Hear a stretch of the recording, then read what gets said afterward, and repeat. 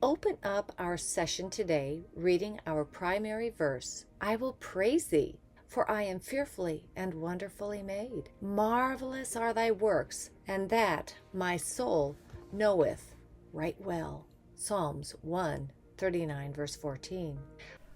We have an epic line-up of topics today, all related to the importance of breath work, because oxygen is the number one nutrient for our body. I am confident you will leave today's episode understanding your body and be motivated to make positive changes towards a healthier lifestyle, especially in improving your breath work.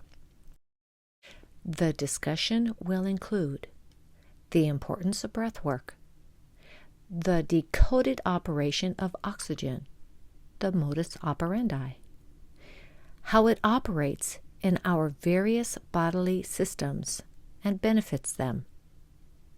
The presence of oxygen is the absence of dis-ease because it polices our cells, sharpens the immune system for more energy and anti-aging, and so much more.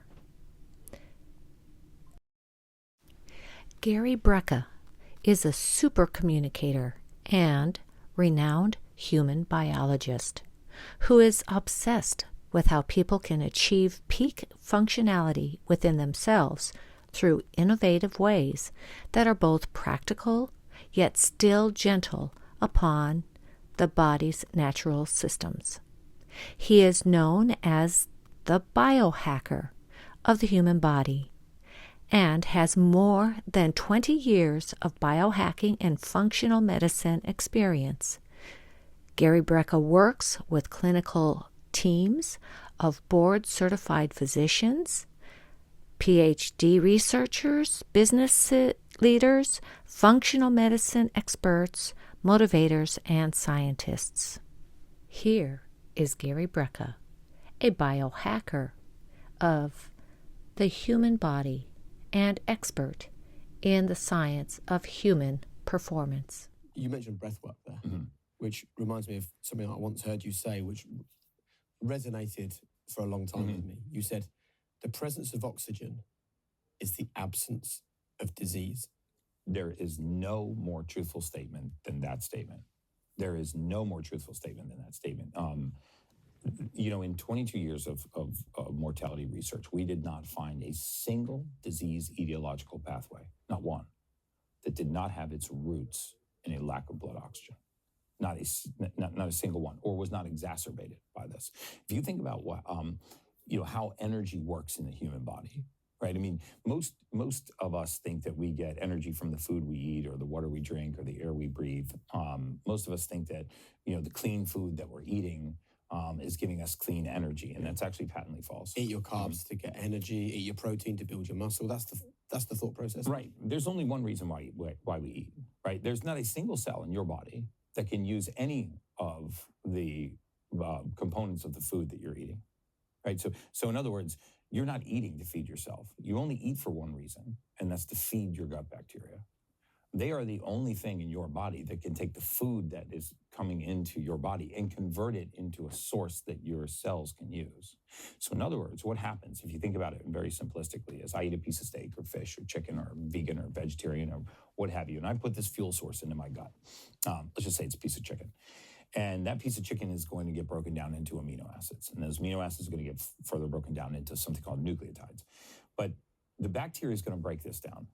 Once the bacteria has broken this piece of chicken down, portions of it are going to cross what's called the luminal wall of the gut, and they're going to enter the bloodstream. Once they enter the bloodstream, they're going to be further metabolized. They're going to pass through the wall of the cell. And once they're inside of the cell, they're going to be further broken down, and they're going to pass through the wall of something called a mitochondria. And the mitochondria is going to turn this into an energy source called ATP. And then you have energy. You see, you're not powered until the mitochondria have spit out their energy source. So if we really want to get down to the root of all evil, if you will, right? And we want to boil it down to its simplest component. Anything that feeds the mitochondria feeds our energy source. What's mitochondria? Mitochondria are the powerhouse of the cell. You have about 110 trillion of these in your body. 10% of your body weight is mitochondria. Every cell in your body contains several thousand of these. They're little batteries. And essentially, if you were to go inside of a cell, okay, and walk through the cell wall, and you go through what's called the cytoplasm of the cell, and you were to find this little battery called the mitochondria, and you were to go through the wall of that battery and look inside, you would see that there's a motor, and this motor is spinning around. Okay, it's called the Krebs cycle. Every time this motor makes one revolution, it has two choices. It can either create 2 units of energy, or it can create 36 units of energy. Those are its only two choices. 2 units of energy, 2 ATP, or 36 units of energy, 36 ATP. So it is either 16 times more powerful or it's 16 times less powerful. Those are the only two choices. So what determines whether or not it spits out 16 times more energy versus 16 times less? The presence of oxygen. So if I can get oxygen into the mitochondria, which you can, then I'm going to get 16-fold more energy from that mitochondria. This is what powers human beings. This is what allows cells to eliminate waste, to repair, to detoxify, and to regenerate. This is the genesis of aging. Mitochondrial dysfunction is the genesis of aging. Mitochondrial dysfunction and a metabolic shift in the mitochondrial function is what causes metabolically healthy cells to become metabolically sick cells. We developed such a misnomer in this world around disease and pathology. We think that it's something that happens to us. It's not. It's something that happens within us. Right? If I had cardiovascular disease, it doesn't matter how close proximity you and I are or how much time we spend with each other, you're not going to catch it. If I had cancer, you're not going to catch cancer from me.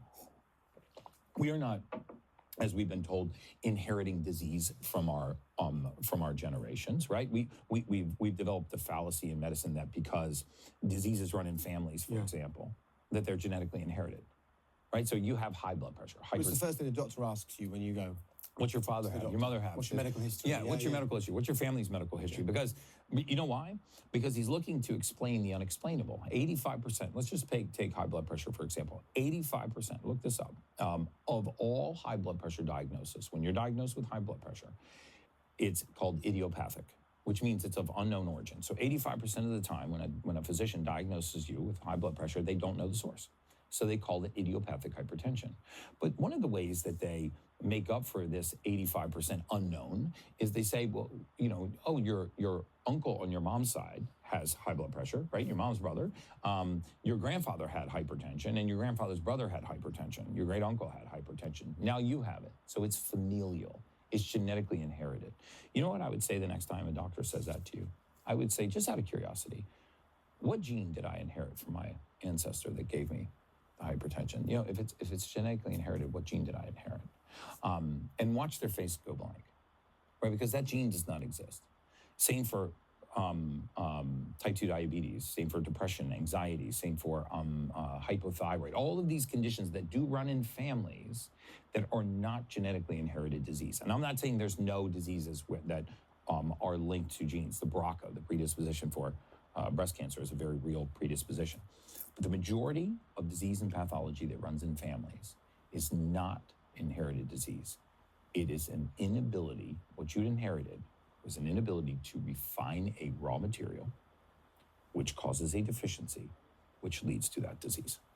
And that deficiency can be fixed. So for example, there are genes that every human being has an amino acid in our blood called homocysteine. Okay, every single one of us does. Homocysteine is a normal amino acid. What the body does is it takes this homocysteine amino acid and it breaks it down into another amino acid called methionine. And that methionine is used to quiet the mind, amongst other things.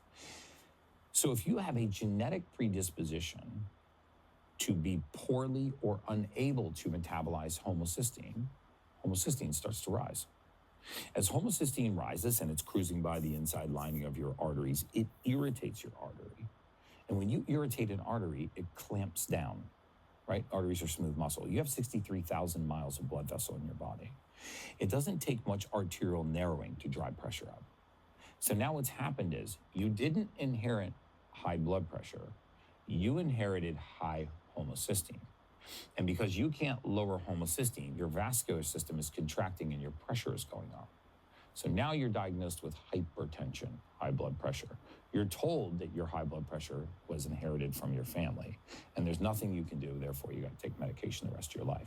But the truth is, if you would just use another amino acid, trimethylglycine, and you would take that capsule, you would begin to metabolize homocysteine. The vascular system very often will relax, and your pressure would return to normal. You didn't inherit a disease, you inherited a deficiency. And I could go through hundreds and hundreds and hundreds of examples like this. This is, in my opinion, the greatest industry that modern medicine has become, which is a symptom maintenance and disease management industry, right? I mean, in the United States, type 2 diabetes alone is a $110 billion industry. We're not trying to put it out of business. We're trying to just maintain it.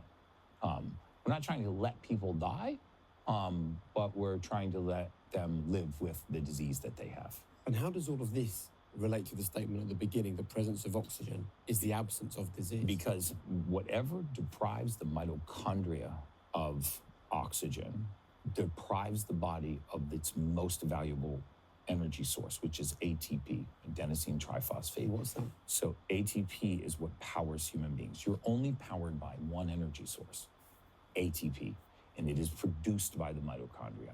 And if the mitochondria can be fed oxygen, what does that mean? That means that now there is more ATP, there is more power in the system. When my system has more power, my immune system is sharper. And what happens when my immune system is more acute? Well, the immune system, as we know it, doesn't just only protect us from pathogens and viruses and bacteria. That's part of what it does. The majority of what the immune system does is police our own cells. It polices our own community, and it looks for cells, called senescent cells, that are metabolically healthy, that are becoming metabolically sick. All cancer, regardless of its form or origin, was at one time a healthy cell, right? It didn't happen to you. It happened within you.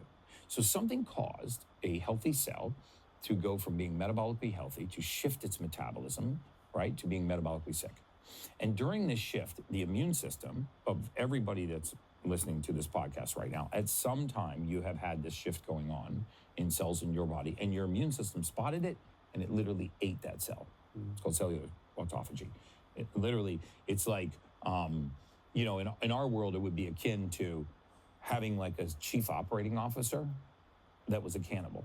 And as soon as he saw a lazy employee, he literally ate that employee and replaced it with an employee that would do their job. That's exactly what the immune system does. Right. It finds cells that can no longer perform their function, and it breaks them apart into their components, amino acids, and gives those back to the other cells for energy. This happens in a heightened state when you're fasted, okay, or when you're in ketosis. My whole point is that oxygen going into the mitochondria gives the mitochondria 16 times more energy. What does it mean when a cell has 16 times more energy? It has 16 times the energy to eliminate waste, to repair, to detoxify, to regenerate, to protect itself, to divide, and also to find other cells that are not doing their job. So if you want to get to the deepest tip of the root, the presence of oxygen is the absence of disease. All human beings die of exactly the same thing. We all die of hypoxia. The definition of death is lack of oxygen to the brain. When you can no longer sustain brain activity, you don't have enough oxygen to sustain brain activity. That's the definition of death. So we all die of the same thing. Now, we might get there different ways, but we tend to think of death as an event, a gunshot wound, a bus, a stroke, a heart attack, a car, what have you. But the truth is that death is a predictable curve. The more beneficial, or the better you are at managing oxygen, the slower you are accelerating towards the grave. The worse you are at managing oxygen, the faster you are accelerating towards the grave. The reason, for example, that sedentary lifestyle is the leading cause of all-cause mortality, right? Sitting is the new smoking, right? Sedentary lifestyle. It's that bad for us. It's that bad for you. And why is that? Because what happens when we sit and we're immobile? Our respiratory rate drops. What happens when our respiratory rate drops? Our O2 saturation, our oxygen level drops. What happens when our oxygen level drops? The energy that the cell has to defend itself, to repair, to divide, to live, to perform its functions drops. And as that drops, waste builds up. And I don't mean waste by stool and urine, I mean waste by cellular waste. And as cellular waste builds up, cells become more sick. And as they don't have the energy to fight that off, then we slowly succumb to conditions we never should have had. In Sardinia, in fact, their life expectancy was directly related to the grade of the slope. The steeper the slope, the longer you lived. Watch the, look at the Blue Zone research. So you got 92-year-old men and women that are hiking up a 37-degree slope to 10 blocks to go to church, so mobility is super important. Why? So when you hear people go, "You're in your 60s, don't overdo it," you hate that advice. That's horrible advice.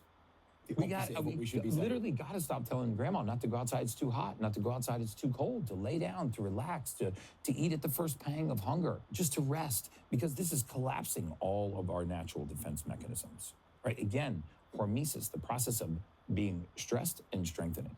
And so, I believe that aging is the aggressive pursuit of comfort. I truly believe that the more aggressively we pursue comfort, the faster we age. But we have to get used to stress being a benefit to us. My point is that the presence of oxygen is the absence of disease, because the presence of oxygen is the fuel that gives our body the capacity to defend itself. So how does your average person, and I'd consider myself just to be an average guy, busy, few businesses, is the aggressive pursuit of comfort.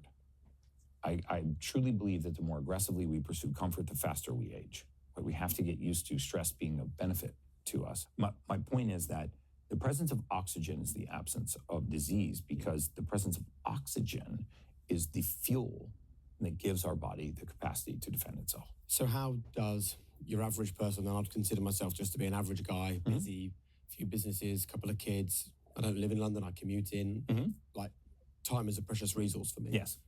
How can I increase the amount of oxygen to make a tangible difference to my physical health? So you do three things. Number one, learn to do a simple breathwork technique. I use a breathwork technique called Wim Hof. I believe I've gone well over 4 years without missing a single day. The breathwork is the one thing that I will absolutely not miss. Not once, not ever, not for any reason. I will miss a commercial flight to not miss breathwork. That's how important it is. My technique takes about 8 minutes. It's actually not mine. It's Wim Hof's. It's free. It's portable. It's one of those things, like I say, your routine should be portable. It can help reset your circadian rhythm. It will elevate your mood. It will elevate your emotional state. It will improve your memory and improve your circulation. I read a statistic the other day. I don't know how true it is, so I don't have a study to back this up. But it said that an estimated 95% of the world's population after age 30 will never sprint again. They won't sprint. They won't find themselves on the occasion to do a dead sprint. I'm 46, so I don't know when I last sprinted. I'm trying to rack my brains. I know, I am too. I'm trying to find out. Last sprint. Because, if it's not 95%, maybe it's 85%. But anyway, it's a big number. When did you last sprint? At least 5 years ago. We've got to so we've in this room. I've only sprinted since I heard the statistics. So I don't really count. The host, the guest, and the camera operator. We're part of the statistic. We're all part of the statistic. So what this means? What does that mean? What it means is this was the last time that you really engaged your auxiliary muscles of respiration, right? Our intercostals, right? Because we can voluntarily take over breathing, or we can leave it to the autonomic nervous system.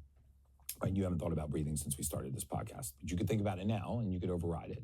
And so when you sprint, what happens is you engage these secondary muscles of respiration, what's called auxiliary muscles of respiration. You get oxygen deep into the lobes of the lungs and out of the apex of the lungs. And one of the things that happens when you raise the oxidative state is you raise your mood and you elevate your emotional state. If you think about it, every elevated emotional state, passion, elation, joy, arousal, libido, like all of the upper tier emotions, if you were to actually look at their molecular structure, if you were to say, what is happiness? What is joy? What is elation? What is, arousal? You would see that it's a collection of neurotransmitters bound to oxygen. The oxygen is a part of its structure. If you look at negative emotional states, things like anger, despair, jealousy, resentment, you will see that oxygen is actually not a part of those molecular structures. Those are readily available emotions. You can access those emotions all the time. The upper tier is reserved for people that have high oxidative states, have lots of oxygen available to help create these bonds. And so this is the reason why no human being has ever woken up laughing. Could you talk us through the breath work? Because I think that, again, Absolutely. it's confusing for people. They hear someone say, oh, breath work will change your life, and then So simple. it seems so complicated. It's so simple. So what you're going to do is just sit comfortably. Please don't drive or do it in the shower or be standing up when you're doing it, because the oxygen tension can change very quickly in your tissues. And if you change the oxygen tension, you can get very lightheaded. You went too far too fast. So I would have people start with 3 rounds of 5 breaths. Work your way up to 3 rounds of 10 breaths, 3 rounds of 15, 3 rounds of 20. Don't rush it, right? It's just a simple technique. So start with 3 rounds of 5 breaths. The reason for that is that when you change the oxygen tension too quickly in the tissues, you can get very lightheaded. Your fingers and toes can get numb, your lips can get numb. Those are good signs, by the way. Eventually, you will not get lightheaded from breath work.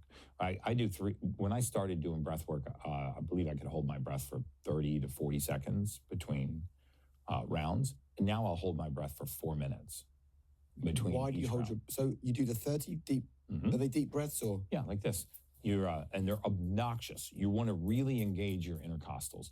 You want to really. I'm pretending like they can see me, but maybe They can. They'll be watching. Oh, they can. Oh, hey guys. Watch on YouTube if you're listening. and Watch on wondering- YouTube. If you're wondering yeah. what Gary's If you're doing, listening, I'm just sitting up very, very straight right now. check out the app. Grabbing my ribs. Basically, you're gonna sit comfortably and you're gonna breathe in. When I say obnoxious, I mean like you've been underwater for 2 minutes and you didn't think your head was gonna break the surface, and you just broke the surface of the water, and that's your first breath. You're gonna raise your shoulders, breathe all the way in, expand your rib cage, and then just relax. Don't force the air out. So breathe obnoxiously in and relax. Now, what happens is when you exhale, don't force the rest of the air out like that, carbon dioxide will begin to build up.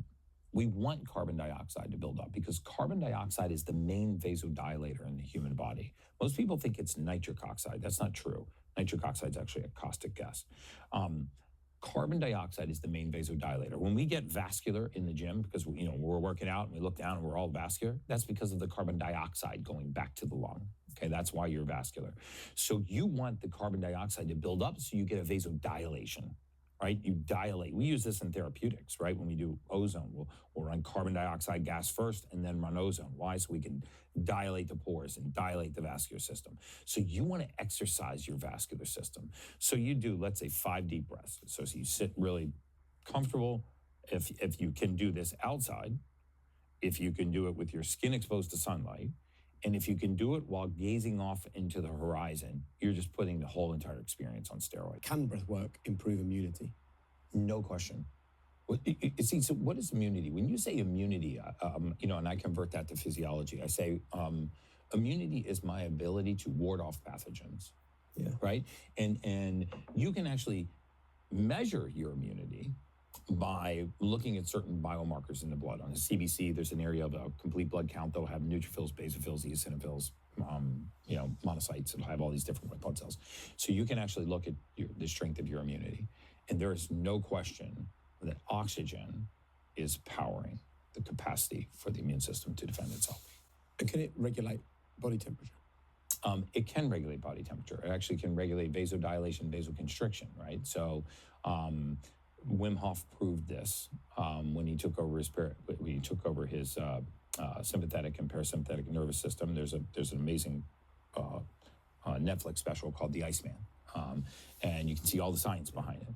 But he was able to actually regulate his body temperature by regulating the oxygen tension in the tissue. So are we saying that it can slow down the aging process or even reverse the aging process? There is no question that it can slow down the aging process. Remember that aging is 2 things. Aging is the aggressive pursuit of comfort, and it is a reduction in, it is increasingly becoming more hypoxic. Remember, the end destination is hypoxia. You are dead when you can no longer sustain enough oxygen to the brain to sustain brain activity. Okay. The question is, how fast are you getting there? And the final question from this amazing conversation, your one golden rule, the one thing you'd love to leave people thinking about at the end of this conversation to live a high performance life. Wow, the one golden rule. I would say the golden rule is consistency, right? Develop in my opinion, for biooptimization, a morning routine and a sleep routine that are consistent and that are portable. Those are the two things. It should be free so that it is portable, and it should be consistent, capable of being consistent. And that way, it's always with you. I think that all of us have some level of what's called caregiver syndrome, which means that we have a tendency to put so many other things in our life before our own temple, right? We don't filter things before they get to the temple. So we allow our temple to be the filter.